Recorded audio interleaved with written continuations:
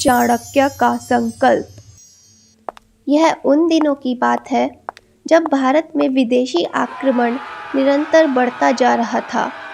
आचार्य चाणक्य इस परिस्थिति को भली भांति देख रहे थे। वह भारत को लुटते हुए नहीं देखना चाहते थे, इसलिए उन्होंने उस समय के सबसे शक्तिशाली साम्राज्य के राजा धनानंद से मदद मांगने के लिए उनके दरबार में गए। राजा धनानंद ने कहा, कहो ब्राह्मण, तुम कौन हो और कहाँ से आए हो? महाराज, मैं तक्षशिला का आचार्य चाणक्य हूँ। कहो, किस लिए आए हो?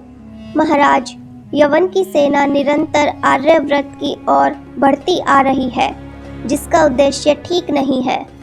उस समय भारत को आर्यव्रत कहकर पुकारा जाता था। तो हम क्या कर सकते हैं? महाराज, आपके पास विशाल सेना है, आप उसका सामना कर सकते हैं। अगर उसे नहीं रोका गया तो आपका साम्राज्य भी नहीं बचेगा। इस प्रकार की बातें महाराज और चाणक्य के बीच हुई।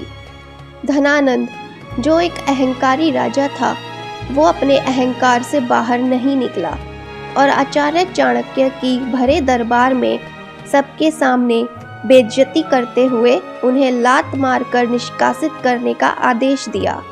इस प्रहार से चाणक्य जमीन पर गिर गए और उनकी शिखा खुल गई।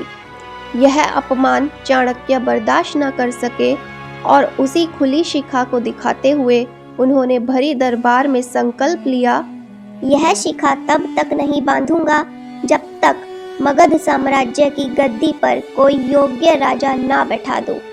और कुछ वर्षों के बाद ऐसा ही हुआ। उन्होंने कठिन परिश्रम और योग्यता से बेहद ही छोटे से आदिवासी लड़के चंदू को योग्य बनाकर चंद्रगुप्त मौर्य के रूप में मगध का सम्राट बनाया।